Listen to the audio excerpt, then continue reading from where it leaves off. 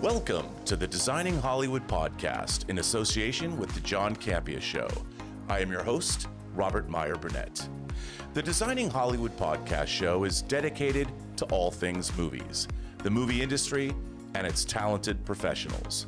From directors, producers, writers, cinematographers, and of course, costume designers.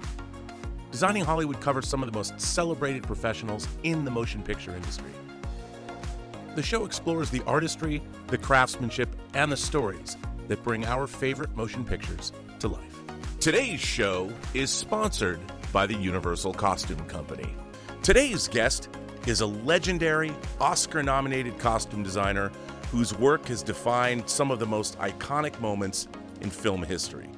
With a career spanning decades, she's best known for creating unforgettable looks like Indiana Jones's fedora and leather jacket in Raiders of the Lost Ark, the stylishly surreal wardrobe of Coming to America, and Michael Jackson's red leather jacket in the Thriller music video, one of the most recognizable costumes of all time.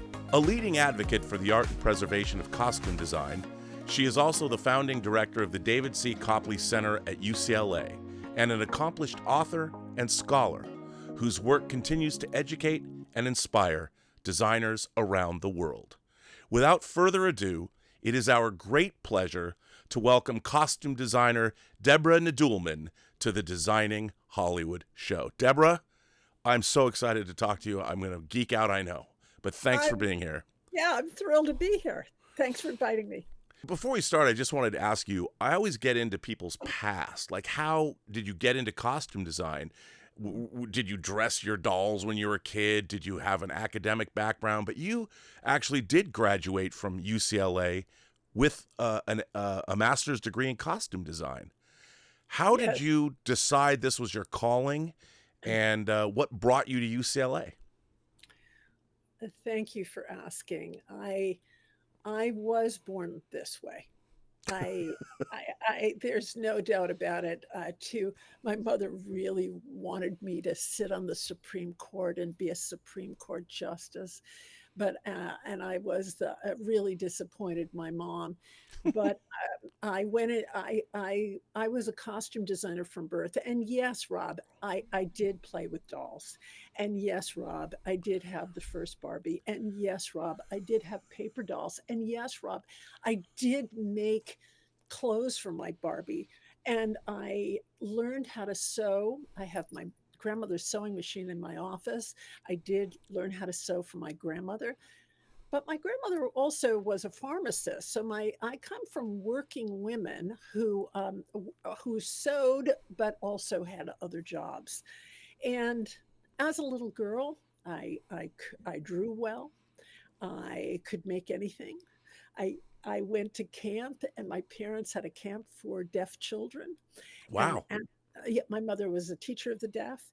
And at this camp for deaf children, every week we put on shows. And so I can make anything with a bed sheet, Clue Animal House. I can Toga. do exactly. So I knew what I was doing for those togas. So I really can make anything with found objects from those years and years and years at my parents' camp in the Catskills. I loved history.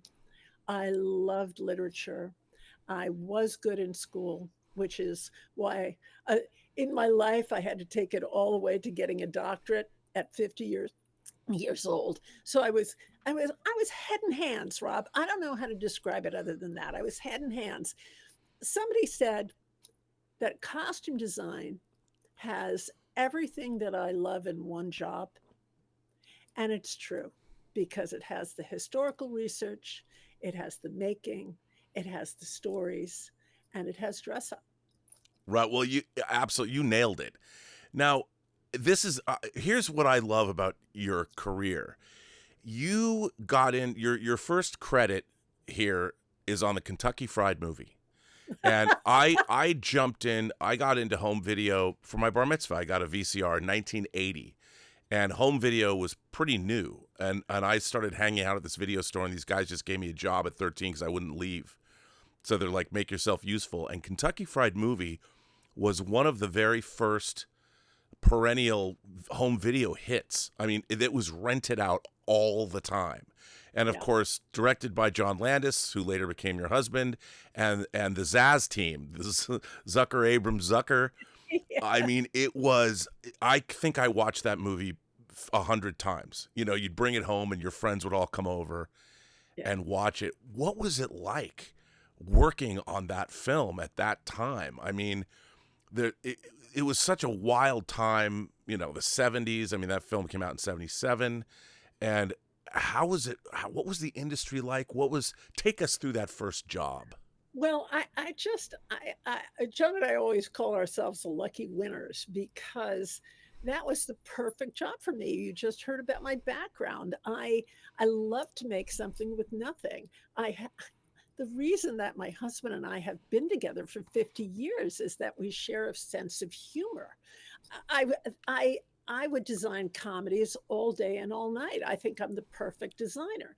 So we went to see Jerry, David, and Jim, the Zuckers, the Zaz team, and they were doing the Kentucky Fried Show on, I think it was on Pico or Olympic. They had their own theater, and they had their own theater. We went to see this sketch show. It was hilarious, and they had the smarts to hire John to direct it. They had a friend in common, a guy by the name of Bob Weiss, who produced it.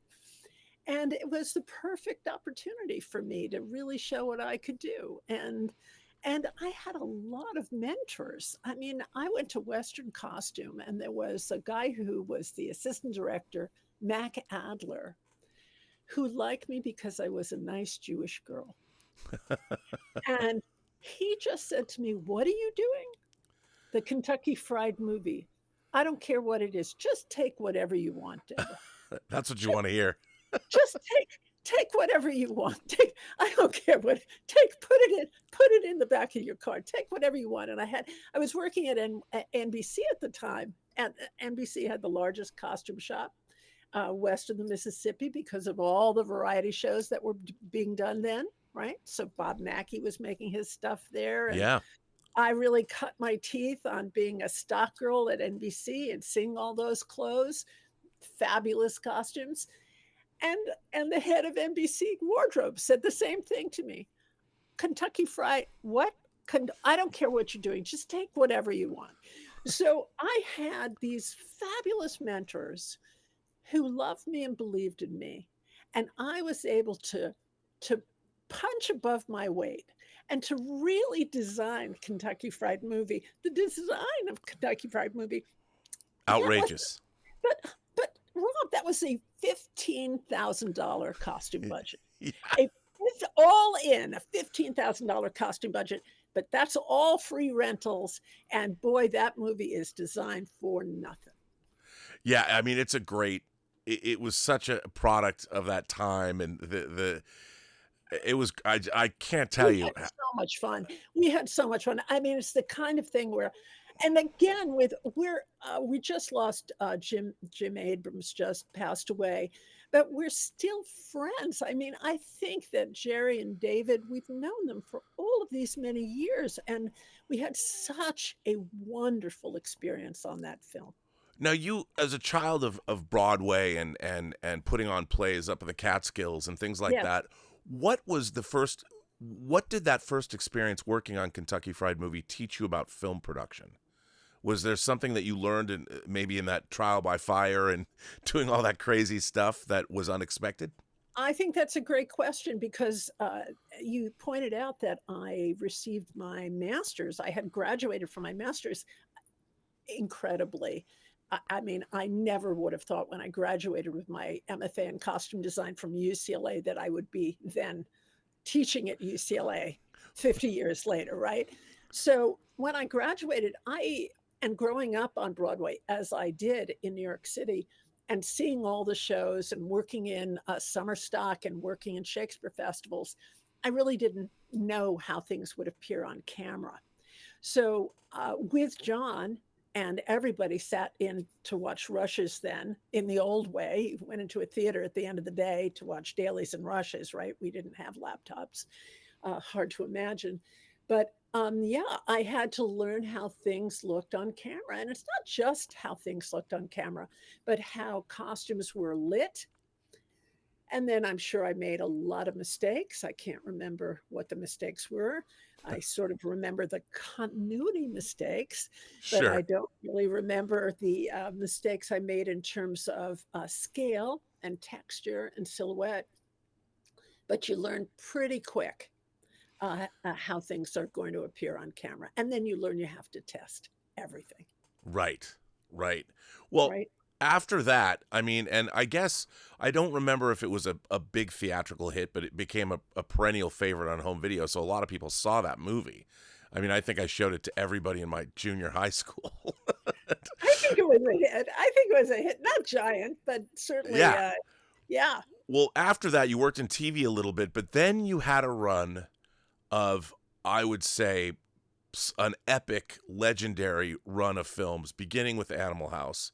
right. Um, you know, the National Lampoon's Animal House, Yeah, with, I mean, the characters, the Peter Riegert and Tim Matheson. I still want to go back to college and meet those guys, and it was that film again. Like I told you, I could quote that movie chapter and verse, but I'll spare you. yes. What was it like? I mean, you go from, you now have a relationship with John, and kind of what he wants. He's developing his style of direction. Tell us about what it was like. This was, I guess, your Universal period, because you had a succession of films at Universal, and Animal House being the first.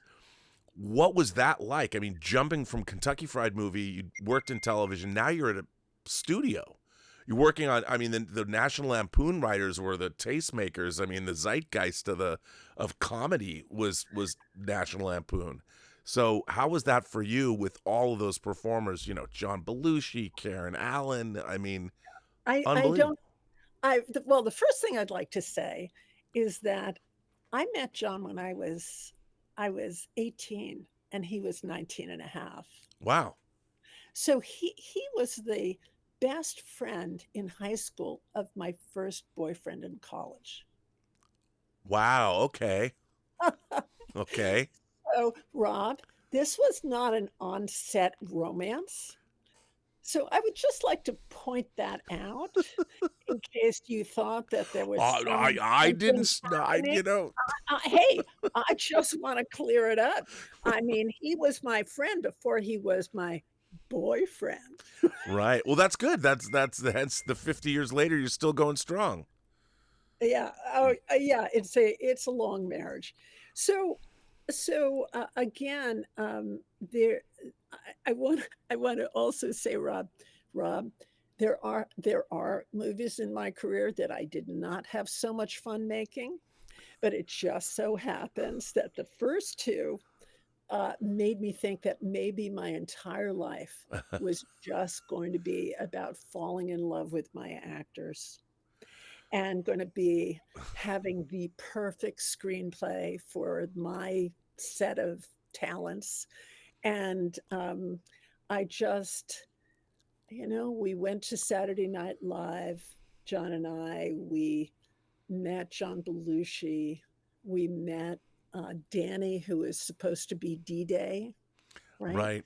Because but Lorne Michaels said, no, you can have one of them, but you can't have both of them at one house. So we didn't get to have Danny for D-Day yet, but it was certainly it was a wonderful time. And Kevin Bacon, my goodness, and Mark Metcalf. It was Kevin Bacon's first film. Oh, it's the best. And we only shot for 35 days, and it rained every single day we shot. You guys are in And Oregon, right?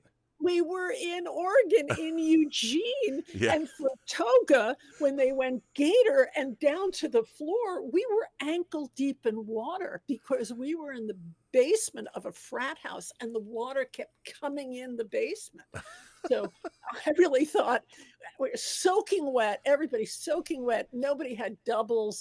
everybody, I had made I had made those togas with Judy Belushi in the rental house, in the Belushi's rental house. She and I sprayed all the flip flops gold, and then we got the gold everywhere on the floor of the rental house. They had to pay loss and damage, but we were like kids. We were like kids putting on Animal House. I mean, that was my husband's college experience. Oh yeah, I mean, in that film again. So, in my mind, it's never been surpassed. It's one of the most quotable movies ever made. The script is incredible, but I'm curious when you're working with all those actors, and you're obviously working on a comedic film. There's also a great period feel to that film as well. And how did you develop the look of each character with the actors? Was it a collaborative time, or because would they defer to you, or because it was a comedy, did actors want to wear things that were inherently funny to them? No, I don't think we had any time, Rob. I I read the script, and you know that Doug Kenny really was responsible for Right. the script, but it was Chris, Doug, Everyone and thought the stork here was brain damaged. exactly. So I went ahead. I did sketches, but it was mostly because we had no time for pre-production, and you heard their shooting schedule was only a month. I I did my best, but we did the fittings in LA, and it was certainly collaborative with very much collaborative with the actors, with John, but also with Doug, who was really and Chris, who were really the primary writers. Right. And and I hope I got it right. You know, everybody was there in Eugene. If I had gotten something wrong, I would have changed it. Sure. Sure. Well, I mean, the design work in the film it's so great.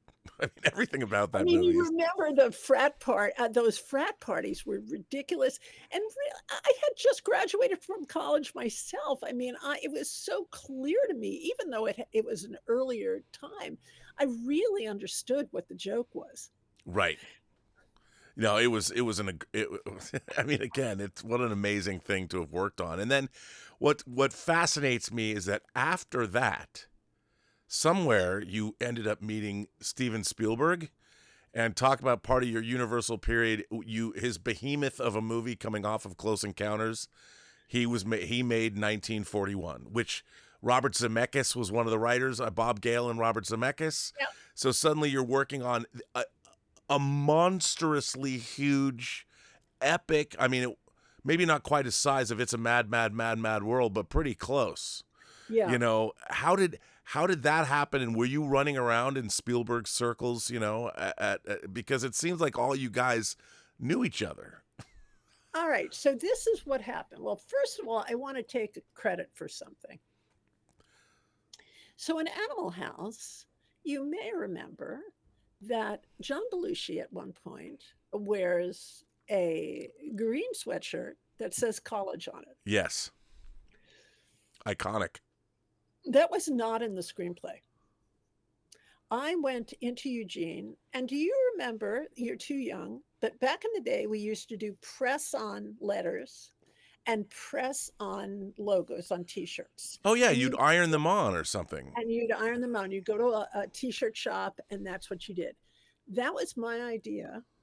And I just put college on the shirt. And then I came and I showed it to John Landis, and I said, "Do you think this is funny?" And you can buy that shirt. You could buy it pretty much at any college store, like right now. Yeah. Oh yeah. Okay, so then I got the call from Steve Spielberg, who had seen Animal House. Now, what is should be interesting for everybody is that Steve had not had a costume designer before. So for Sugarland and for Close Encounters and for Jaws, he had depended upon costume supervisors to provide the clothes for his principal actors, Wow. right? So he hadn't even been thinking in terms of costume design or having a creative collaboration with a costume designer. But because he was going into a period film, and a period film like 1941, where it was definitively December 7th, 1941 in Los Angeles, he knew he needed someone. But he didn't want Edith Head, who was still, by the way, working on the Universal lot right across from the wardrobe department at that time. So he knew he wasn't going to have Edith Head. And he saw Animal House, and he saw my credit, and he cold called me. Wow. Right. So I went to see him, and his office at the time, I went to see him at a airfield out by the Hollywood Bob Hope Airport out in Burbank. And we sat down, and he had sent me the script for 1941. I had read it. We talked about it. And then he looked at me, Rob, and he said, "This is going to be a Nadoolman Spielberg co-production." Wow. All right. I would have left John. I would have left John at that moment. But instead, I walked out of his office, having gotten the job, and tried to find the nearest payphone. Remember? This was like Oh, during yeah. Civil War, right? So I found a payphone, and I called my boyfriend, John, and I said, "I don't know how to do this. My Wow. my costume budget for 1941 is going to be $250,000. I designed Kentucky Fried Movie. My budget was $15,000. I designed Animal House.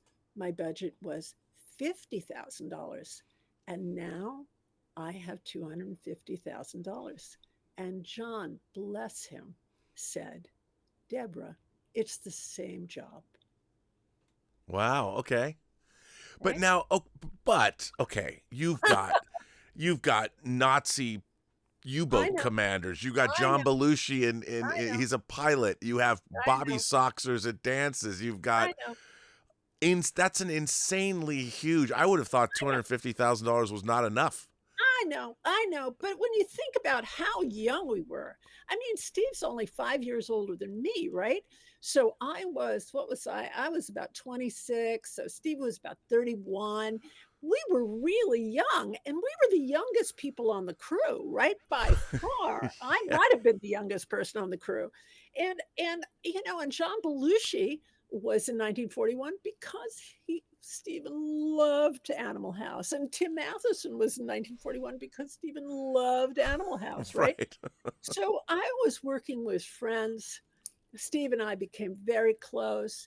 He trusted me. He liked what I was doing.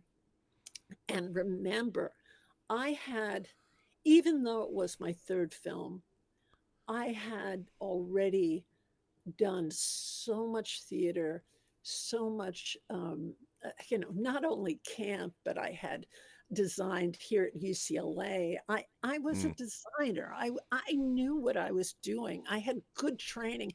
I had fabulous mentors. I was ready. And I had a director who was not that much older than me, who communicated. Everybody likes to work for Stephen because he's a good communicator, and he lets artists do what they do best. right. So I had a really great experience. And the sadness is that, the movie didn't turn out so good. And it's one of Steve's very rare misses, but we had a great time making the picture. You know what though? I don't think it's a miss anymore.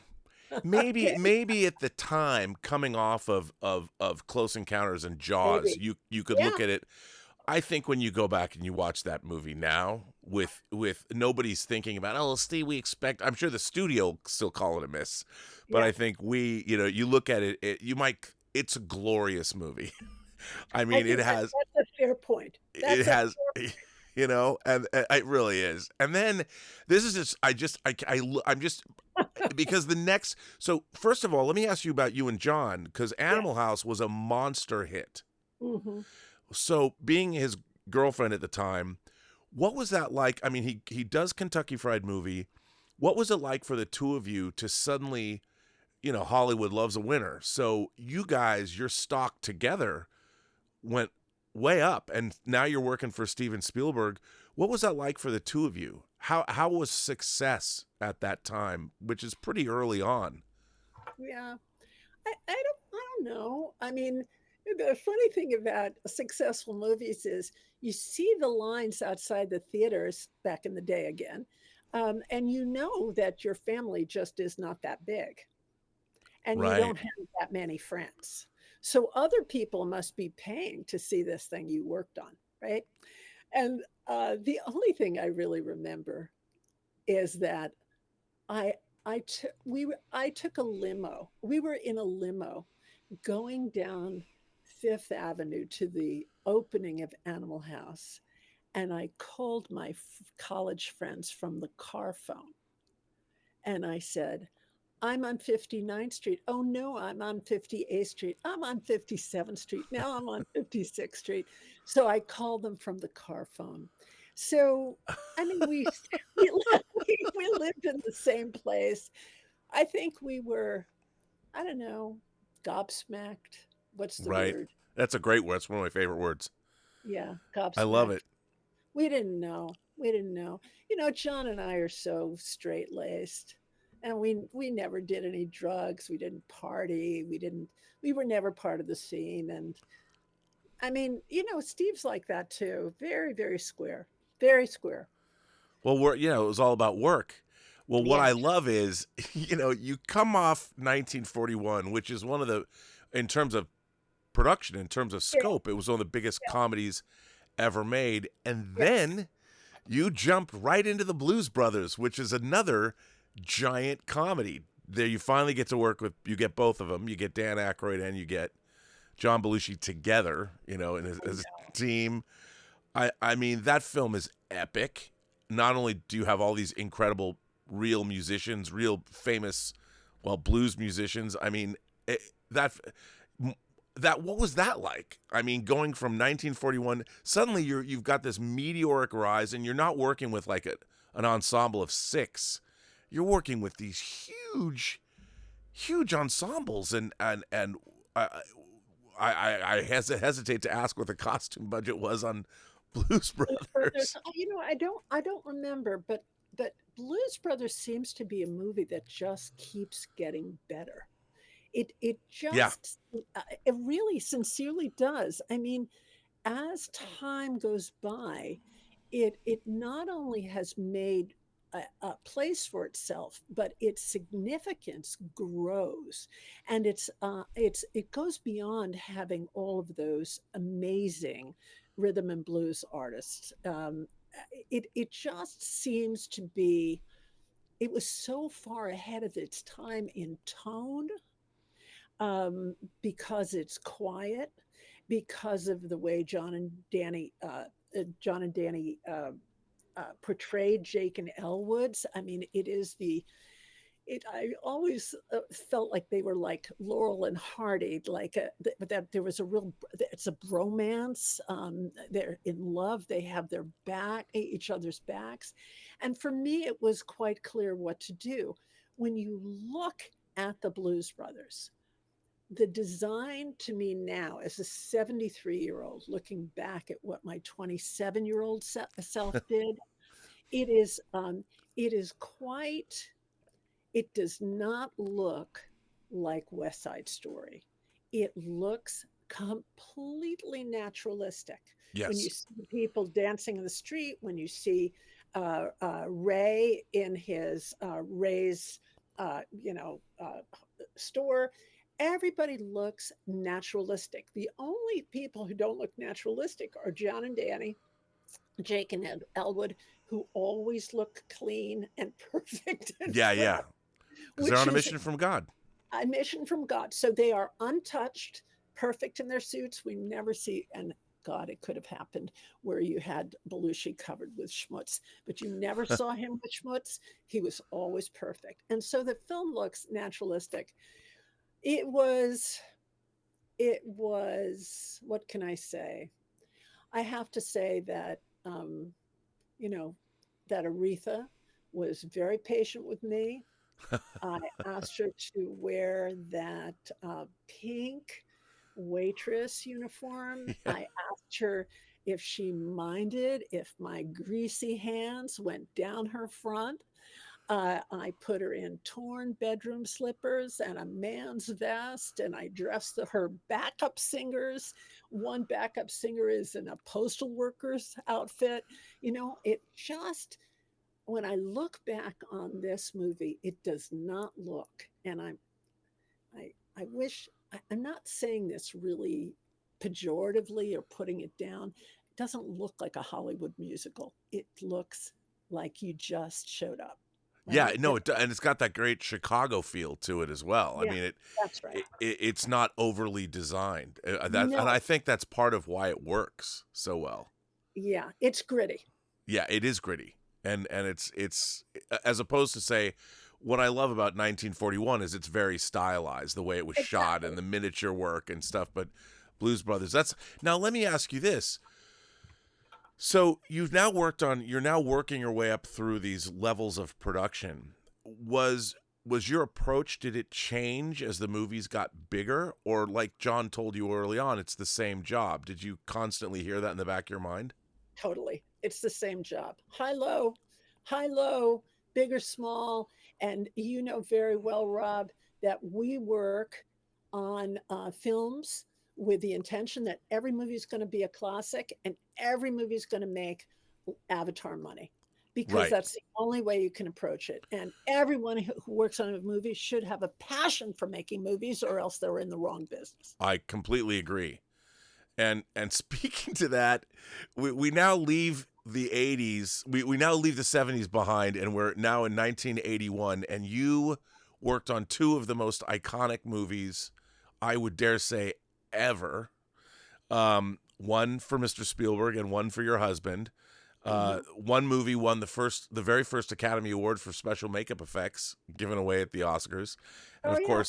of course, we're talking Raiders of the Lost Ark and An American Werewolf in London. Not a bad year to have, and these are films that I personally went to see multiple times. Um, when I say multiple, probably 10 times each Yeah, in the good, theater. good movies. You're no And fool. no, no. And it's interesting because, coming off of 1941, the story was that I've read that Lucas said to Spielberg, look, you got to bring this in on time and on budget. We're not going to let you, you're not going to go over budget. So he had to change his style from 1941, and he had to show everybody he could play nice. And I, how did you get, did he cold call you again and say, hey, we're going to go make this adventure movie? Like what was the first inkling you had, or when did you find out about Raiders of the Lost Ark? So I think what happened was Stephen had never had a flop. So what you said earlier about the reconsideration of 1941, I think that's right. Mm-hmm. I was with Steve when he got his first check for Close Encounters of the Kind. The studio had blown it up, so it was about 3 feet wide, and they had backed it on cardboard, and it was for over $4 million. He unwrapped it in front of me, so that was his first check from Close Encounters. Wow. We were busy, doing pre-production on 41. I believe that he was traumatized by the failure. And he was, again, because it was after Jaws and Close Encounters, he was excoriated or had been excoriated in the press.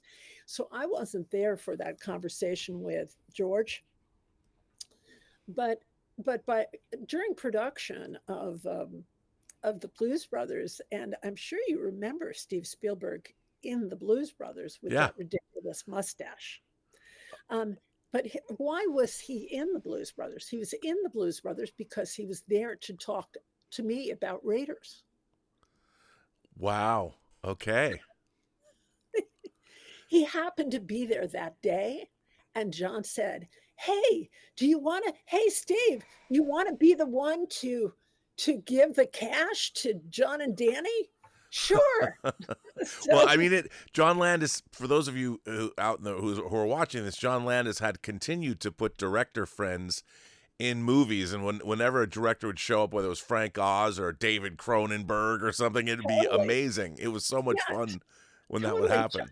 Yeah, John has all these wonderful colleagues. So yeah, so he said, "Hey, you're here. You want to do this?" And John had been in 1941. John played a messenger in Yeah, 1941 because he showed up to see me, right? So it's a funny thing, and we were close at the time. Anyhow, yeah, he had talked to me about it. I said, "Okay, I don't really understand this screenplay. What is this? What is the arc? What is this about? And Nazis and what?" And so we started, and by this time, and you said it yourself, it was quite a run. I felt like an old pro. yeah, So I had this wonderful office across from Universal. George Lucas had bought a building called the Egg Factory, or he renamed the Egg Factory. My office was right across from Stevens. He was the first person I knew who had a Miss Pac-Man in his office, right? And he always ahead of the curve. And I was doing my research. I had my wonderful research assistant, Kelly Kimball, who was doing my sketches too. And I just went back and forth. His door was always open. And he screened movies, that we see movies together. And famously, and I've said this 10 million times in the last almost 40 years, right. we saw Treasure of the Incas, and we saw Greatest Show on Earth, and we saw China with Alan Ladd. And he really, I was inculcated with this idea of this guy, and I knew what he was going to look like. Rob, if you had played Indiana Jones, you would have been wearing a brown fedora and a leather jacket and khaki pants.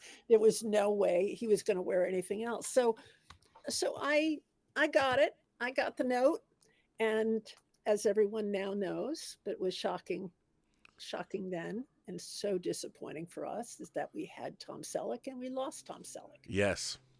right? Yeah, it really turned out horribly for the movie that you lost him. Yeah, and But horrible for Harrison too. Really, yeah, really not at all. No, I mean, now didn't work out. let me ask you this: what was it like? Because you've talked so much about Raiders, and even in my friend Brandon Clayla's documentary. But what was it like for you the first time when you saw the film cut together? Like, you'd ask from the script phase, like, I don't know quite what this movie is, having worked on it. And again, you got more Nazis. You've got Renee Belloc in the linen suits, and the costume design, your costume design in all of these movies, you just nailed it. I mean, and you did a great job. Like, Karen Allen, when you first see her, and then when you see her in the various dresses and things, you really did a great job. Thank you. There was something about, you really knew how to bring characters. It was obviously, with your Broadway and theatrical background and going to school for all this stuff, you had a great eye for characters. I think that's what you want from a costume designer. It was very apparent early on, and as you started moving up the ranks in Hollywood, you did such a phenomenal job. Even with like color, like when you brought color into Karen Allen's those dresses, like that thing, the white kind of blousey Thank thing. you. Thank She, you. you Thank know, you. I mean, that was really cool because there was like reds in there. It almost looked like it was something from Mexico. I mean, I know it was Morocco or whatever, but No, actually, it was a Ukrainian blouse oh, was it really? Yeah, it was a Ukrainian blouse that I had from a Ukrainian store in the East Village. And recently, I've received wonderful fan mail thanking me from Ukrainian people who feel like in the past, I supported Ukraine. So I feel really good about that. But thank you for recognizing all of this. And I'm so deeply appreciative. You know, you're not supposed to notice the costumes. You're just supposed to be in the movie. Well, no, but that's the thing. When you are in the movie, that's why part of the reason you can be so immersed in a film. Like my favorite word is verisimilitude, which I stole from Richard Donner's seeing documentary footage of him working on Superman the movie in '78. That's where I first saw that word, and I'm obsessed with the idea of creating verisimilitude within the frame. And I think the costume designer has a great deal to do with that. And I think you have such a knack for those things, and especially because in comedy, especially sometimes you can go over the top, but you don't. You know, your work, unless it's called for, unless like in the Three Amigos or something like that. You know. Funny you should say that. Yes, I was going to say, but in the Three Amigos. Right. And that's exactly right. But so Raiders was obviously iconic. What was it like for you? Like, was it hard to find the right fedora? Oh, you know the story of the fedora. I know. I just wanted to tee you up. No, I mean, my goodness, I some of this is like reading from the Bible at this point. I hope that's not too much heresy, but I mean, everybody should know my story about the fedora. Harrison and I got to London only 6 weeks before shooting because Tom Selleck left the picture late because he went to Magnum PI. Yeah. We were left without an indie.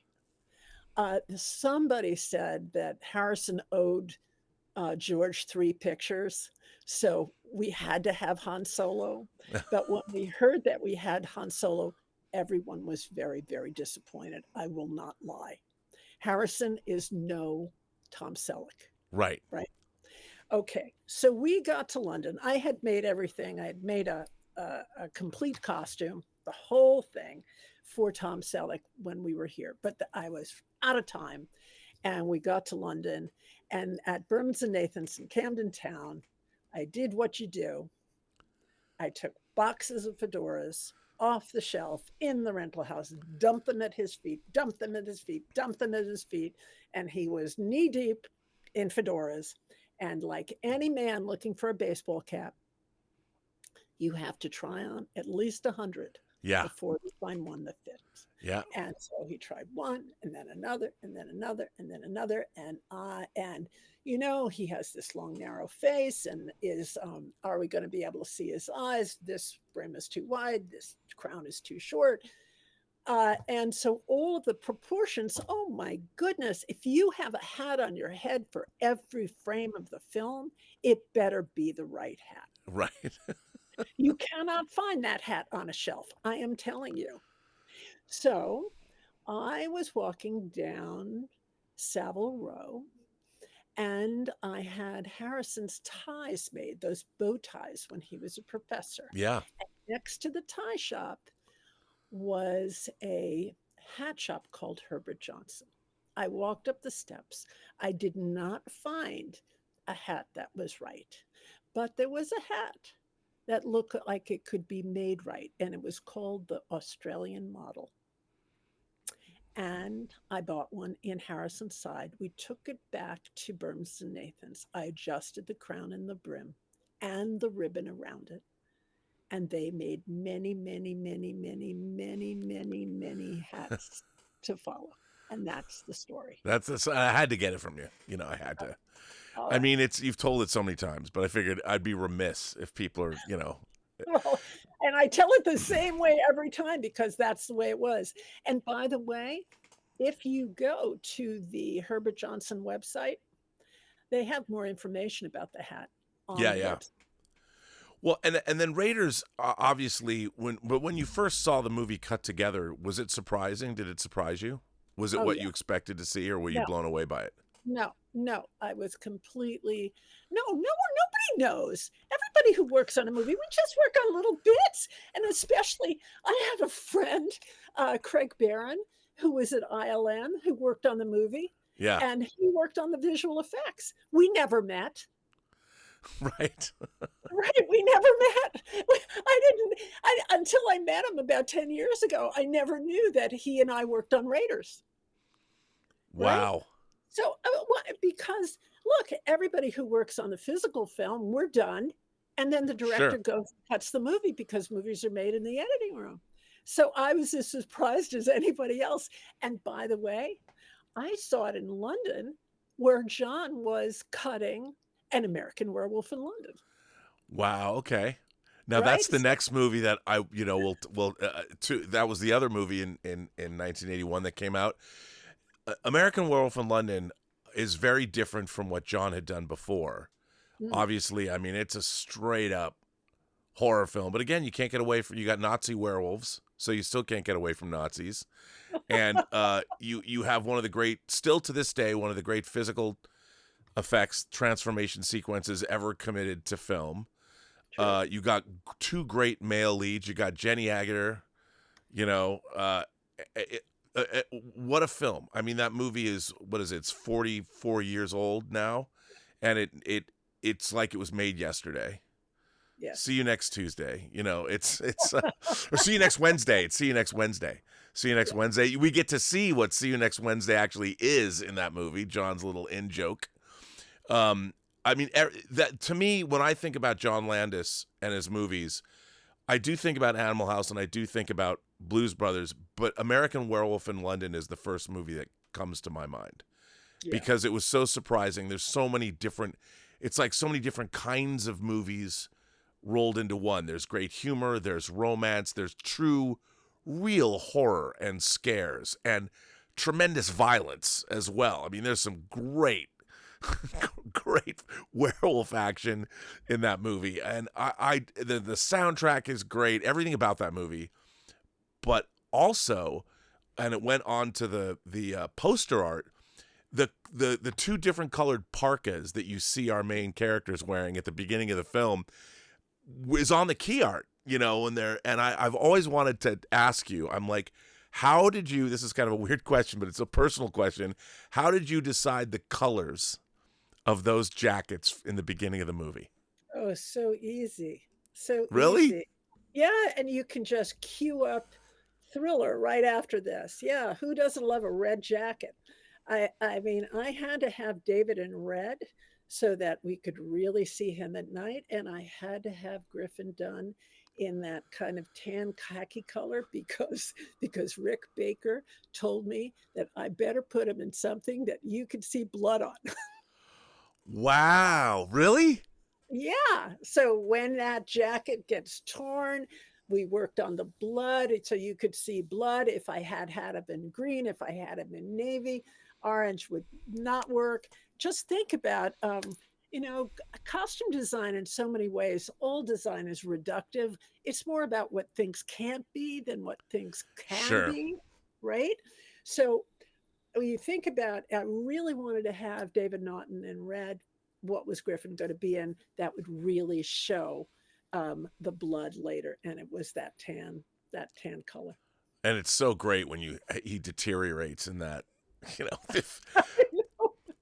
but that film again, there's a lot of extras in that movie. There's a lot of different kinds of costumes. You've got salarymen in the London Tube. You've got the people in Piccadilly Circus. I mean, it's the people in the pub. The people in the pub at the beginning. I mean, the slaughtered lamb. The brief was, and we did it. The brief at the time was that they have to, that David and Griffith, or their character names, walk into this pub and they have to look like astronauts. They have to look like they came, like aliens, like they came. Wow. Okay. Yeah. I totally see that. So everybody in that pub is tweedy. They were in their caps. Yeah. And listen, it wasn't so off. It wasn't so out of date in 1980 when we made the movie. Sure. My brother was going to Harvard Business School at that time. I flew from London to Boston to go to the North Face store in Boston to buy those down jackets. I bought the jeans in Boston. I bought their Timberlands in Boston. You couldn't buy any of that stuff in London. So in fact, out in the countryside, they look like American kids. They did not look like British kids. Wow. That, I Right? mean, that, yeah, again, that's, it was so, all these movies are so iconic. I mean, it's, and then, so you did American Werewolf. I could keep you here for hours. I mean, I'm only supposed to be talking to you for an hour, and we've used up an hour. Do you have any more time? Sorry. Yes, I No, do. because I keep asking you these questions. Um, but after you did American Werewolf, then you did Trading Places, and then you did Yes. the Michael Jackson Thriller music video, which you've Yeah. talked about a lot. And then you worked for Louis Malle. You did a movie called Crackers with Louis Yeah. Malle. How did And you? with Sean Penn. Yeah, how did that happen? You were working with John a lot. Trading Places and the Thriller video, and uh-oh. I know. I got a call, I and just I lost your camera. oh, I don't know why. I don't know why either. I'm here, and you can hear me. I can hear you. How do I get my camera back on? That is a good question. I heard Do you, something click. do you want me to log in and log off? Yeah. With, should I? Yeah, I'll disconnect you. Maybe if I disconnect you, I'll just bring you back. Maybe that'll Okay, I'll work. stay here. Okay, let's see. No, it's still. All right. That's weird. It is weird. Hold on. I wish I was better at this. I see this. Where's my camera? Hold on. How about if I disconnect? Okay, you disconnect and yeah.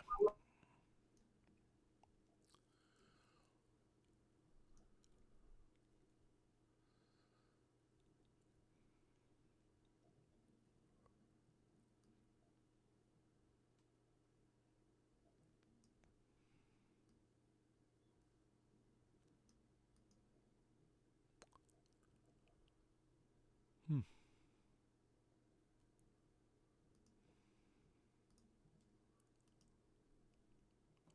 There we go. You're back.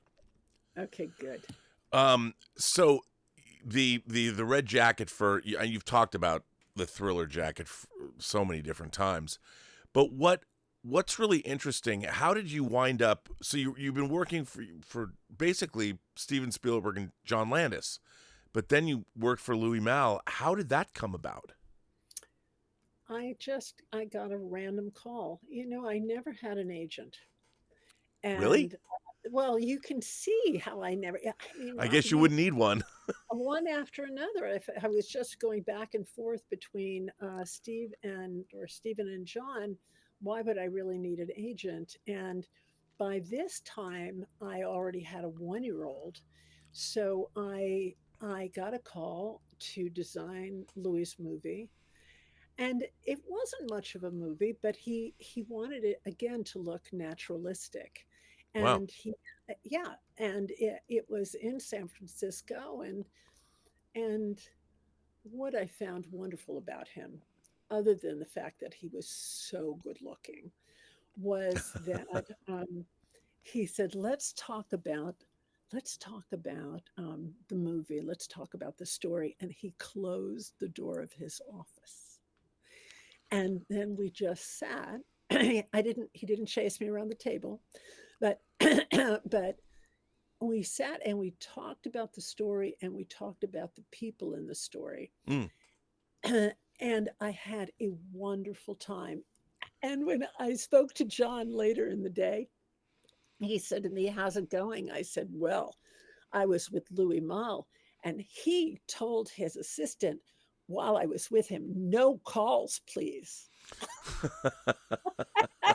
He said, and John said, "Well, I'm never going to stop hearing about this. I can All right. tell," right? But I do want to address something that you said before, Rob, and I think it's important. I I was very lucky to be in the right place at the right time, especially in those first 10 years of my career. Sure. And I did, and I'm not saying I didn't, and it was unique. But I did contribute to these movies that turned out to be iconic. And I believe, Rob, that it's the public who creates the icons. Yeah. I I did my best. I did my job. I read those screenplays. I came up with lots of ideas. Those directors that I worked with, all of them. Um, it's like a kind of center court at Wimbledon, back and forth, and with the actor. And then we came up something with something that was bigger than all of us, right?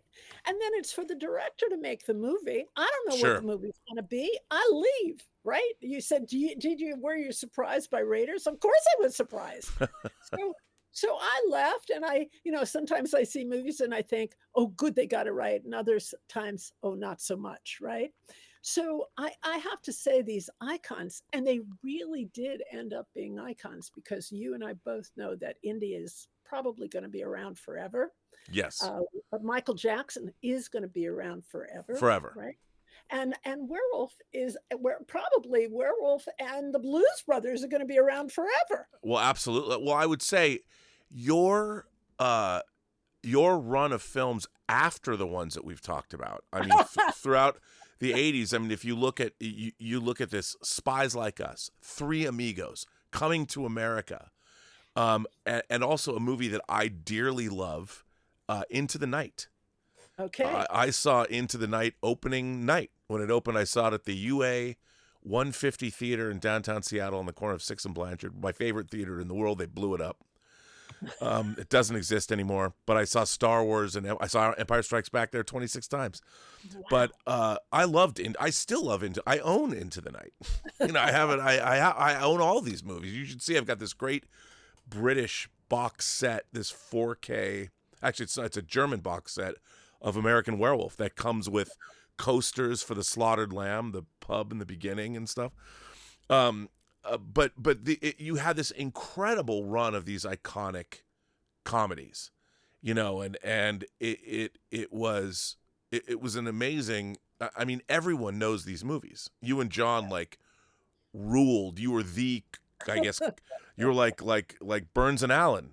Oh, thank you. That's high praise. You like that? You like that? Yeah. Burns and Allen. That's what you were. And I mean, these films were incredible, and working with the greatest comedic talents that were gracing the screen, and that had to have been.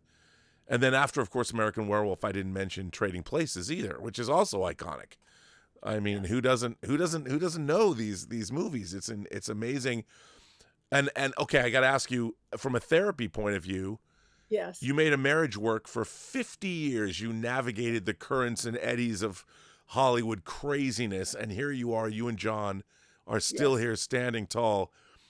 Did Hollywood help? The fact that you guys worked together, would you recommend? Was that a great thing for your marriage? Would you? Because that seems pretty unique in Hollywood, that you made it work for 50 years and you didn't kill each other on the set of a movie. Okay, well, I would say that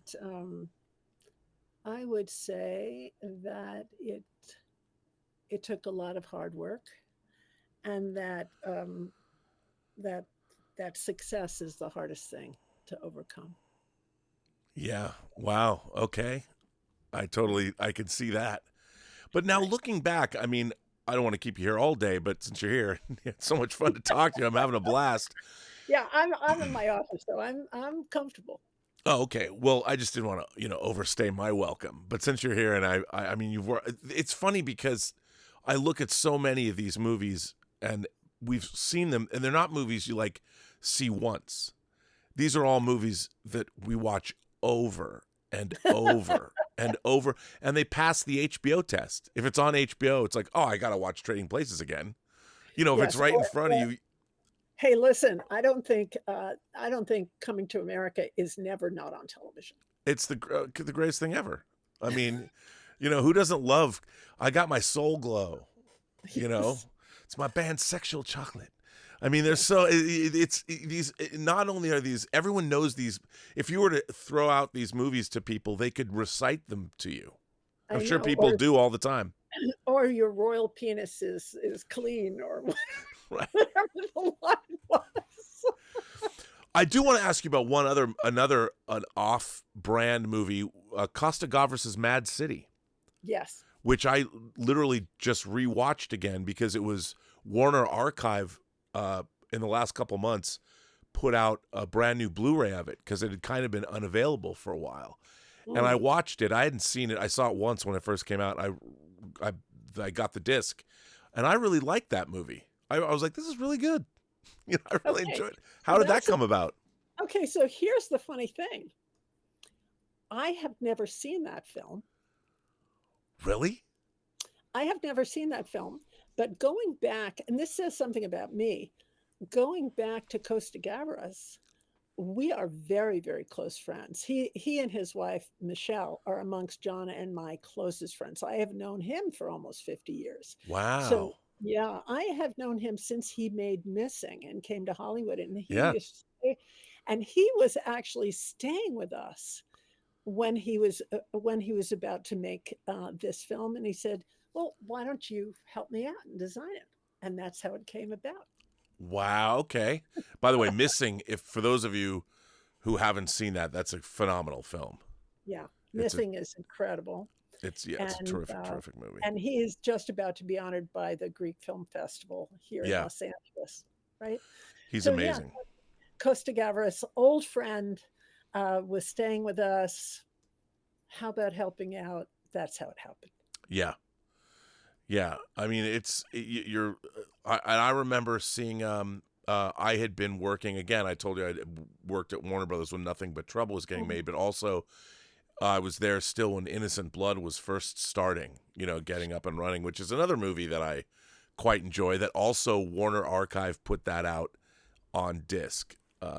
They've been doing a lot with catalog titles that, for whatever reason, kind of fell between the cracks, but they've been getting brand new, beautiful re-releases because Warner Archive, their bit rates are very high and they do great transfers. So both Mad City and Innocent Blood look tremendous. You should watch Mad City. Okay, It's pretty I'm surprising. sure. I'm sure the directors are very happy that they look so good. I really went through a big transition at 40 because I had my two kids, and I knew that I couldn't. I had given up this idea. Um, it was a crazy idea that I had been nominated, that maybe someday I would be in the Oscar running, right? I'm a costume designer. You can't hold it against me. But usually, comedies really aren't considered. So at 40, I was really considering what my options were, and doing what mothers do, driving my kids to school. And then at about 45, I decided to put what I knew down on paper, and I enrolled for my doctorate. Wow, And I graduated with my doctorate at 50 from the Royal College of Art in London.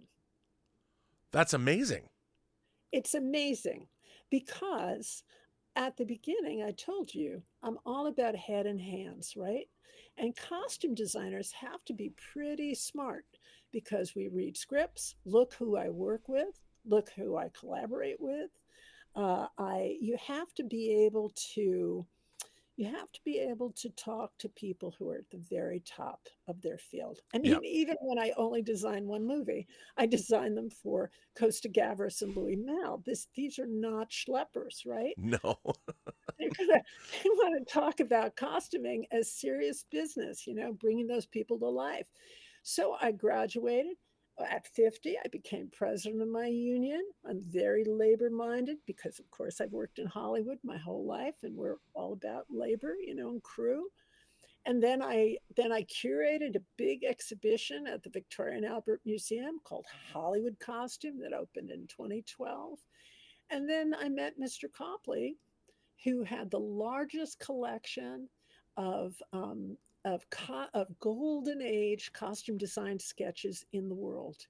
And Wow. I met Mr. Copley, and he donated this David C. Copley Center for Costume Design here at UCLA, and I came in to be a professor. And I've written 6 books. So I have to say, when people ask me, and this is probably not where your questions were going, Rob, but when people ask me about a career, I always hope that everyone knows that you don't have to do one thing in your life. Sure. That, right? My passion is costume design.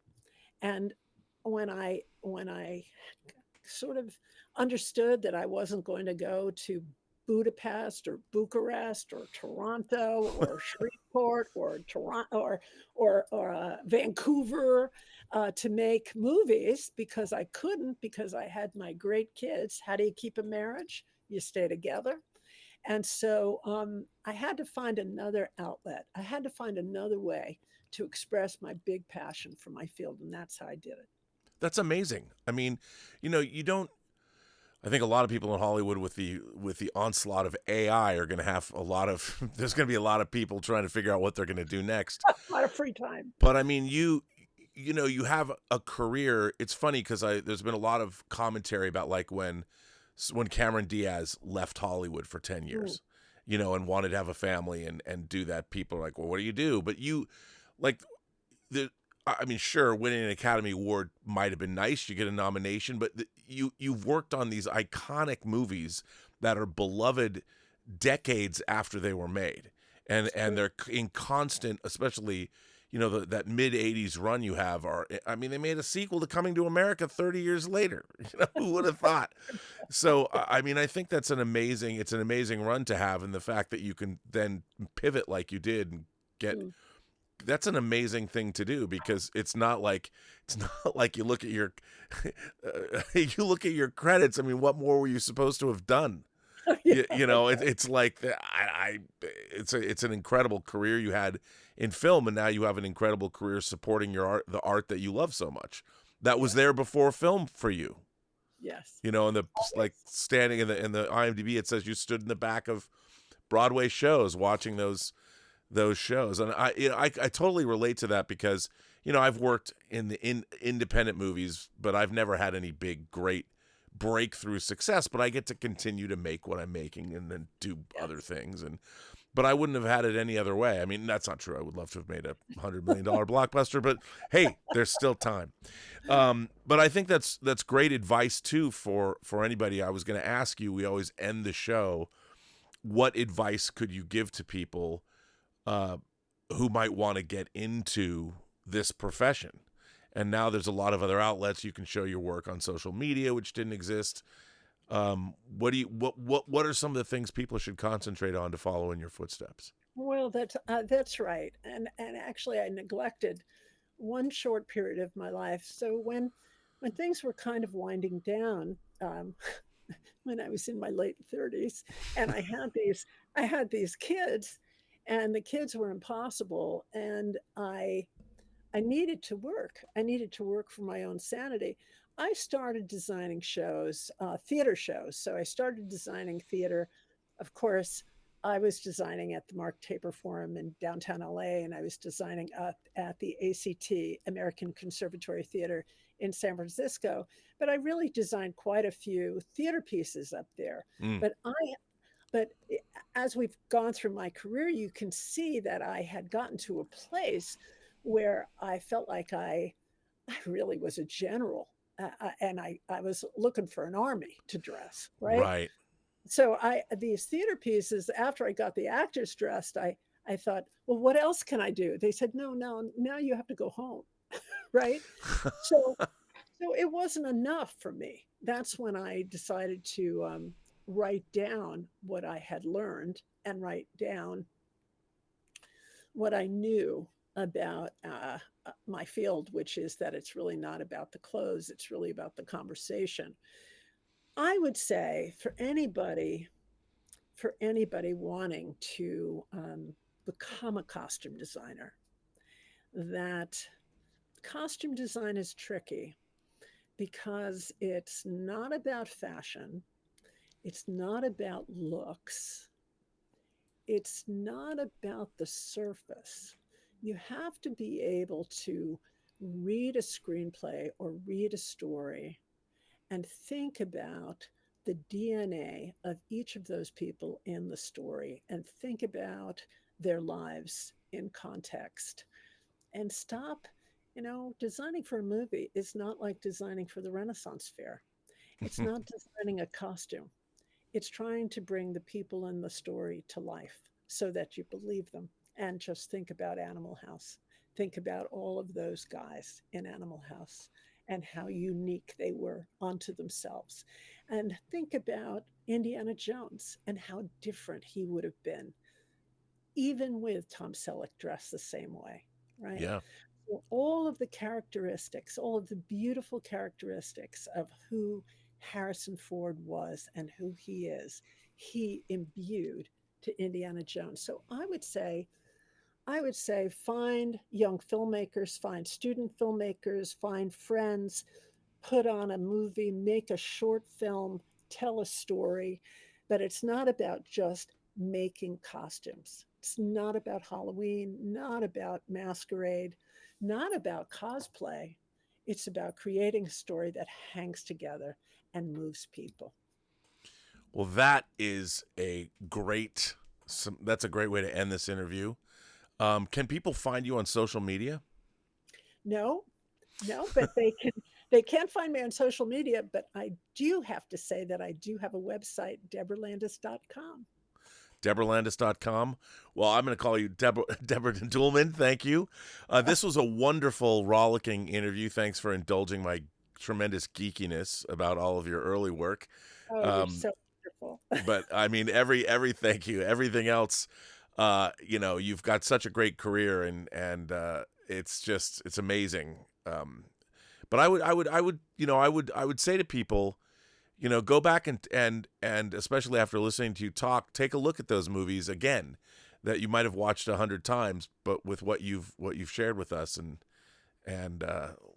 look at the color. Look at that. I didn't know that Ukrainian. I didn't know Karen Allen was rocking a Ukrainian garment. Now we know. So, Yeah. well, thank you very much for being here on the Designing Hollywood show.